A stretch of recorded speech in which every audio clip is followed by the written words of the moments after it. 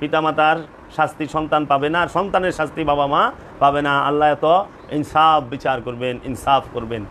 এখন আমরা দেখতে পাচ্ছি বর্তমান সমাজে যারা নিজেদেরকে আমানু বলেন, সাধক বলেন, হ্যাঁ অনেকে তো আবার মুমিনও বলেন, অনেকে নিজেদেরকে জিহাদিও বলেন যে আমরা মুজাহিদ, এবং অনেকেই আছেন যারা নাকি নিজেদেরকে মাওলার সৈনিক বলেন, সিফিনের সৈনিক বলেন।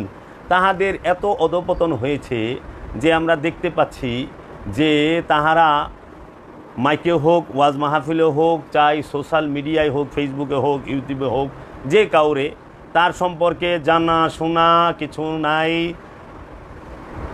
তার সম্পর্কে কোনো কিছু জানা শোনা নাই, কিন্তু তার সম্পর্কে একটু চর্চা করে, বদনাম করে, দুর্নাম করে।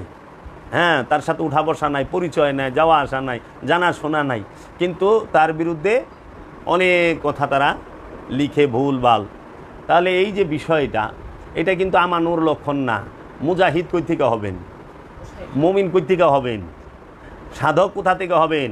যে গীবত করে, গীবত করা হারাম, গীবত করা হারাম। আল্লাহ কুরআনে সরাসরি বলছে ইয়া আইয়ুহাল্লাযিনা আমানু বইলা, যে হে আমানু তুমি কখনোই গীবত করিও না। আমি কোরআন থেকে পাঠ করে বলতেছি যে আল কুরআনের মধ্যে আল্লাহ রব্বুল আলামিন সূরা হুজুরাতের 12 নম্বর আয়াতে বইলা দিছে, হে আমানুগণ, ইয়া আইয়ুহাল্লাযিনা আমানু, হে আমানুগণ। আল্লাহ স্পষ্ট করে বলছে তোমরা অধিক অনুমান থেকে দূরে থাকো, নিশ্চয়ই কোনো অনুমান তো পাপ। আর তোমরা একে অপরের গোপন বিষয় অনুসন্ধান করো না এবং একে অপরের গীবত করো না। একে অপরের গোপন বিষয় অনুসন্ধান কইরো না। ব্যক্তির দর্শনগত না, দুইটা বিষয়, একটা হলো দর্শনগত গোপন বিষয় আর একটা হলো ব্যক্তিগত গোপন বিষয়। একটা ব্যক্তির গোপন বিষয় নিয়ে খোটাখুটি করতে মানা, এবং একটা ব্যক্তিকে তার সম্পর্কে গীবত কাকে বলে এখন একটু জানার দরকার। এখন আমি একজন লোক সে যদি চুরি করে, তাকে যদি সবাই চোর বলে, এটা গীবত না, আসলেই তো সে চোর, এইটা সতর্ক। কিন্তু একজন লোক সে চুরি করে নাই, আন্তাজে তারে চোর বলা হচ্ছে, তাকে এইভাবে অনুমানে কিছু বইলা তার সম্পর্কে তাকে দোষারোপ করা হচ্ছে, এইটা হইল গীবত। আবার অনেকের সম্পর্কে সামনে সুনাম করলা, সালাম আলকি দিলা, পিছনে কি করলা, তারে তুমি চর্চা করলা, গীবত করলা, তার সমালোচনা করলা পিছনে। সামনে গেলে কয় আসসালামু আলাইকুম ভাই কেমন আছেন, আর গেলে কয় দেখছ এই যে এইটাই এলাকার সেরা খারাপ, এইটাই এলাকার অমুক তমুক, এইটাই গীবত। তারে খারাপ করলে সামনেই কইও। এই হিম্মত কেন হইল না? এর জন্য তোমরা গীবত চোখ দেয়া কথা হইল না, কান দেয়া হইল, ঠিক আছে? চোখ দেয়া কথা হইল না, কান দেয়া শুনবা কথা। তোমরা বলে চোখ দেয়া শুনো আর হৃদয় দিয়ে উপলব্ধি করবা। হৃদয় দিয়ে উপলব্ধি করো না, এই কান্দা শুনো, এই কান্দা বাইর করে দাও, এটা যেন না হয়।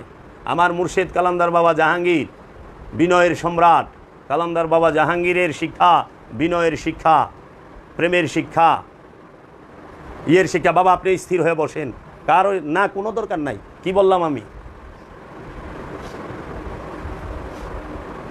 স্থির হইয়া আমার বাবা জানে কাহারও জীবনে আমি কোনোদিন বাবা জাহাঙ্গীরের মুখে কারো সমালোচনা শুনি নাই, আমি শুনি নাই। যে তাকে মহা আঘাত দিছে ওই সম্পর্কেও সে সমালোচনা করে নাই, সত্যটা বলছেন, সত্য বলছে। যে টাকা মাইরা খাইছে তারে ঠিকই কইছে আপনি টাকা মাইরা খাইছেন, যে সম্পদ মাইরা খাইছে তারে বলছে সম্পদ মাইরা খাইছে। কিন্তু তাহারই কাছে বায়াত হওয়া যে সমস্ত মুরিদান, যে সমস্ত সাধক খলিফা, অনেকেরই অনেক রকম ত্যাগ আছেন, ভালোবাসা আছেন, প্রেম আছে দরবারের প্রতি। কিন্তু ইদানিং কিছু মানুষরূপী কিছু জানোয়ার দেখতে পাচ্ছি, পশু দেখতে পাচ্ছি, যেগুলো মানুষরূপী, রূপে মানুষ কিন্তু আচরণে পশু থেকেও নিকৃষ্ট, বাল্যহুমাদাল। তাহারা নিজেরাই মুর্শিদের এক আওলাদের জন্য আরেক আওলাদের বিরুদ্ধে তাহারা এমন বিশ্রী ভাষা ব্যবহার করতেছে, সমালোচনা করতেছে, তাও সোশ্যাল মিডিয়ায়, ফেসবুক লাইভে এসে। এই মানুষগুলো কিভাবে মুরিদ হয়, কিভাবে সুফিবাদী হয়, কিভাবে সুফিবাদের দুয়ারে এসে দাঁড়ায়। আমি দেখলাম একটি ভিডিওর মধ্যে, আমি আজকে আসছি এই জন্যই যে আমি দেখলাম একটি ভিডিওর মধ্যে বাবা জাহাঙ্গীরের পবিত্র রওজা মুবারকে মাজার শরীফে দাঁড়িয়ে আজমির নামের একটা ছেলে, খুব সম্ভবত এই লোকটি খুব সম্ভবত নেশায় আছে, মানে ওনার অভয়ব দিকে আমার যেটা ধারণা হলো, এই বাবা জানের রওজার মধ্যে দাঁড়িয়ে বলতেছে, বাবা জাহাঙ্গীর আমার দয়াল মুর্শিদ কেবলাও কাবার বড় ছেলের নাম হচ্ছে বাবা নাহিদ শামসে তাবরিজ, এবং তারই সুযোগ্য আওলাদ যিনি বর্তমান গদিনিসীন তার নাম হচ্ছে বাবা বেদম ওয়ারসি।